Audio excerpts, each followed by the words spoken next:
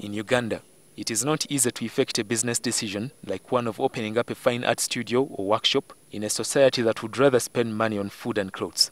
But for Gerard Chikomeko and his 4 colleagues, this turned out to be the simplest business idea to execute. Simple because they have the talent and skills. They love their brush and canvas, and painting their expressions is what they do for a living. Every day, the young men come to Fitzgerald, their humble workshop at Metropole Shopping Center in Nalia, pick up their brushes and put to canvas their concepts. Whenever I paint, I feel something. Paint is all about passion. Paint is all about love. Whenever you pick a brush and you paint, you feel like you have something in you. And whose is this? This was my last year. Each time Gerard puts a brush to the canvas, he wants to generate empathy. He wants to tell a Ugandan story using children living in disadvantaged communities. I would say I'm still trying to finish it. The young men's paintings are a reflection of Ugandan and African art generally. They are not simply for hanging on walls to project beauty to visitors. They create a great understanding of our society.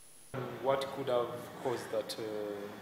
I told you the hard times, the ups and downs, the different worlds. You know how African women, this one doesn't look like she's a modern girl. She's probably one from a mediocre village. So you don't expect to find a lot of smiles on her on such an evening. From when I began to do my own stuff, I always had a liking for African women.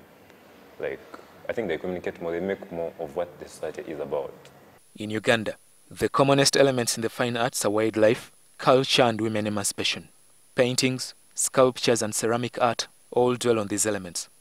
To appreciate the beauty, message or the expression behind these works, one has got to have a judgment or sentiment of taste and beauty. I'm happy because like now we are selling this to the people. We are putting it in people's mind that art, someone should really own an art piece in his house. When you make art, you are contributing to culture. But when you make art, also you are making an object that can be sold. And balancing the two can be a delicate thing to do because you don't want to target the market all the time and become excessively commercial, and you lose your responsibility and role as somebody contributing to the growth and development of culture. At a time when technology is claiming almost all the traditional skills, including art, these young men think it is still important for the world to have artists who create with the mind and hands, and not computers as it is. Schools and universities labor to offer art courses, but very few students end up in the traditional fine art as it is known. A host of them have gone ahead to create art using computers. They are into graphics and printing. I no longer want to see sculpture as sculpture, painting as painting, cloth as cloth, fashion and so on. I want to see crossing overs where all these disciplines or these segments within art are in partnership with each other. Ugandan art should have a simultaneous growth through the consumption power of the middle class. However, not all middle-class Ugandans will appreciate fine art. The middle class hasn't blown up very much in Uganda, so people they look at it as a luxury to buy art. So of course there's a bit of frustration, but it's understandable. In order to help artists have a multitude of skills, schools are widening the art course to include textile designing and printing. Our students now have embraced fashion as a form of art. They want to make a difference in the way we dress.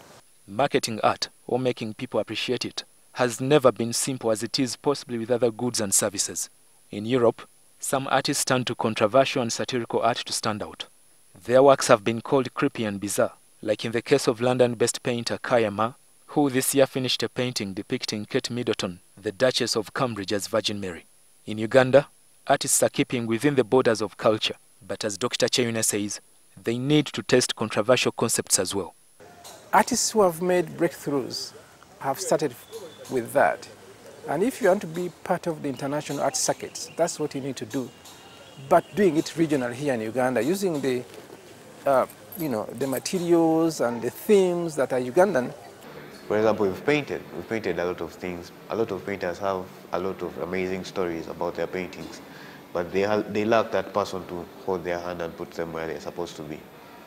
The Ugandan art market is not as vibrant, So, internet is another good way of marketing art. Fitzgerald artists are trying it out, and they believe it will work. At their Nalia workshop, they sell about 10 pieces in a month, mostly portraits that are on order by customers. The future of fine art, according to practicing artists, looks good. If art continues to exhibit signs that it can provide financial security and a stable career, many young people are likely to join the industry. Frank Walisimbi, NTV Talking Arts.